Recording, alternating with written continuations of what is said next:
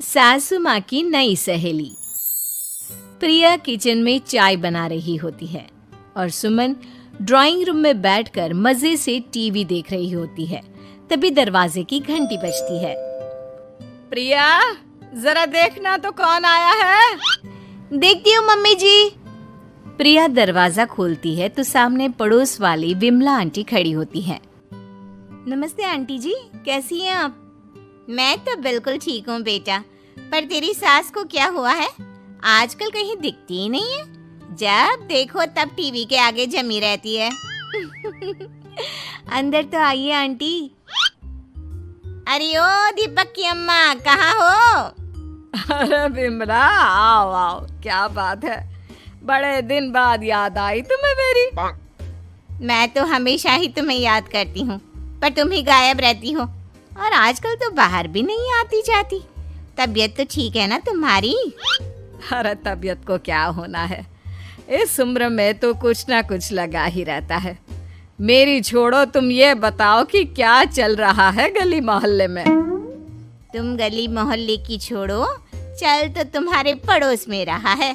तुम्हारी नई सहेली आई है। मेरी कौन सी नई सहेली? मैं तो यहाँ बस तुमसे बातचीत कर लेती हूँ या फिर बाजू वाली शर्मा की बहू से दो चार बातें कर लेती हूँ। इसीलिए तो कहा कि तेरी नई सहेली आई है। अब कोई पड़ोस में आया है तो बात तो होनी ही है। कम से कम इसी बहाने हमारा भी एक ग्रुप बन जाएगा। फिर सब मिलकर अपनी बहुओं की शिकायतें किया करेंगे। दोनों हंसने लगते हैं। तभी प्रिया चाय लेकर आती है और सामने टेबल पर रख देती है। दोनों चाय पीती हैं और बातें करते हैं। चलो मैं चलती हूँ, अब कल मिलते हैं। राम राम। अगले दिन प्रिया किचन में कुछ काम कर रही होती है और सुमन आराम से सोफे पर बैठकर मटर छिल रही होती है। तभी डोरबेल बजती है। प्रिया दरवाजा खोलती है तो सामने उनकी नई पड़ोसन खड़ी होती है। जी, आप कौन? मैंने पहचाना नहीं। नमस्ते बेटा, मैं शारदा, आपके बगल वाले घर में अभी 2-4 दिन पहले ही शिफ्ट हुए हैं। ओह अच्छा अच्छा अच्छा, नमस्ते आंटी, अंदर आइए ना आप। देखिए तो मम्मी जी, आज कौन आया है। इतना कहकर प्रिया किचन में चाय बनाने चली जाती है। नई पड़ोसन को घर पे देखकर सुमन थोड़ा हैरान हो जाती है। नमस्ते बहन जी, मैं शारदा, आपकी नई पड़ोसन।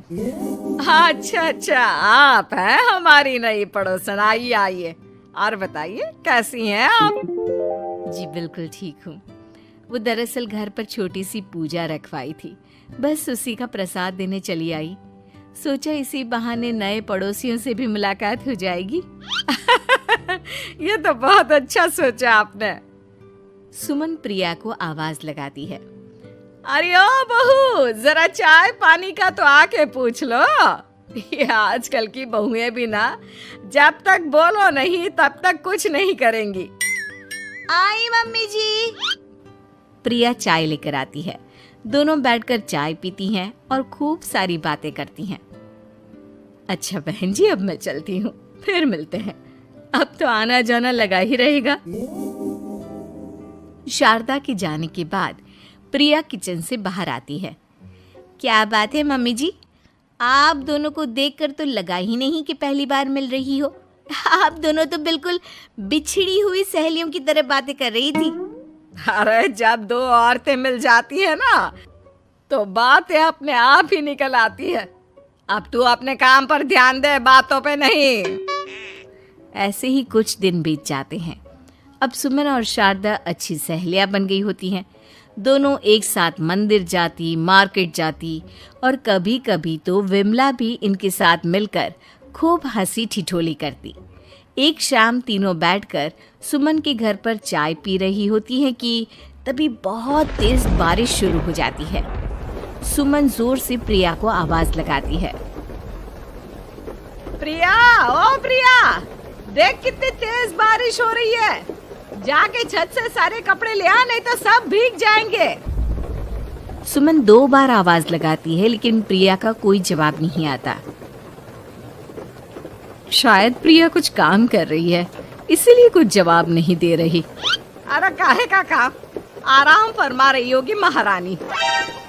तभी प्रिया बीमार हालत में अपने कमरे से बाहर निकलती है। हाँ मम्मी जी, क्या हुआ? मेरी तबीयत थोड़ी ठीक नहीं है ना, इसलिए आग लग गई। अरे सारे कपड़े भीग गए और तुझे सोने से फुर्सत नहीं है। सबके सामने सुमन के मुंह से ऐसी बातें सुनकर प्रिया उदास हो जाती है और छत से कपड़े उतारने चली जाती है। सुमन, ये क्या बात हुई? प्रिया ने बताया ना कि उसकी तबीयत ठीक नहीं, इसलिए उसकी आंख लग गई। तुम भी ना खामखा उसे सबके सामने सुना दिया। अरे आप नहीं जानती शारदा जी, कुछ बहुएं ना बहुत आलसी होती है, घर का एक काम नहीं करना चाहती। ऐसा नहीं है सुमन, तुम्हारी बहू तो बहुत प्यारी है, तुम्हारी सारी बात भी तो मानती है। हाँ सुमन, तुम प्रिया के बारे में ऐसा क्यों सोचती हो? मेरी भी दो बहुएं हैं, लेकिन मैं उन्हें अपनी बेटियों की तरह रखती हूँ। आखिर वो भी तो किसी की बेटियां ही है ना। और अगर तुम ऐसा ही व्यवहार करोगी तो एक दिन प्रिया भी तुम्हारे साथ ऐसा ही बर्ताव करेगी। शारदा और विमला की बातें सुनकर सुमन की तो बोलती बंद हो जाती है। वहीं प्रिया भी बाहर से सारी बातें सुन रही होती है। अरे मैं कोई उसकी दुश्मन थोड़ी ना हूँ, मैं भी उसकी माँ हूँ, लेकिन कभी कभी सास बनना पड़ता है, नहीं तो बहुएं हाथ से निकल जाती है। देखो सुमन, ये सब सोच का फर्क है। अगर तुम ये सोचोगी तो कभी प्रिया को अपनी बेटी नहीं बना पाओगी। इतना कहकर शारदा और विमला वहां से चली जाती हैं और सुमन अकेले बैठकर उनकी बातें सोचने लगती है। अगले दिन प्रिया और दीपक अपने कमरे में बैठकर बात कर रहे होते हैं और सुमन उनके कमरे के बाहर कुछ काम कर रही होती है और उन दोनों की बातें सुन लेती है। दीपक, तुम्हें पता है हमारे पड़ोस में जो शारदा आंटी है ना, बहुत अच्छी हैं। अच्छा, ऐसा क्या हो गया जो तुम्हें वो इतनी अच्छी लगने लग गई?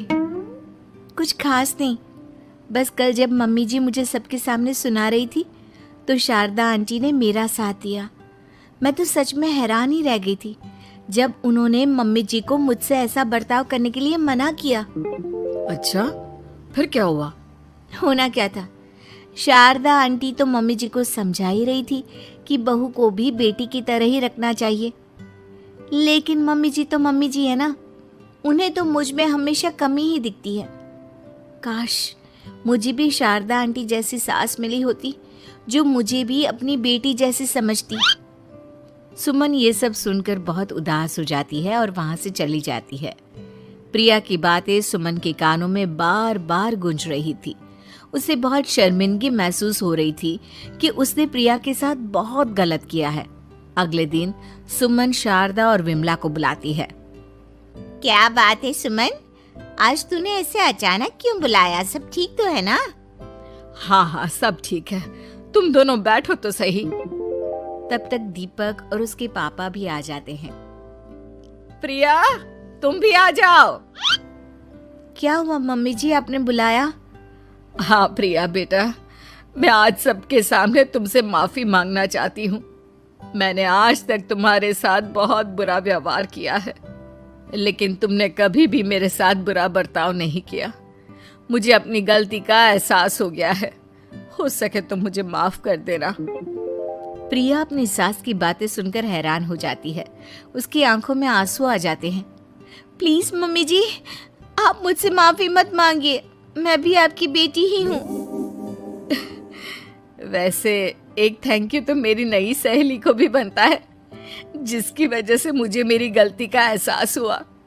शारदा बहन, आपका बहुत बहुत शुक्रिया जो आपने मेरी आंखें खोल दी। अरे क्या सुमन, तुम भी ना। तो फिर इसी बात पर चाय और पकोड़े हो जाए। हाँ, क्यों नहीं।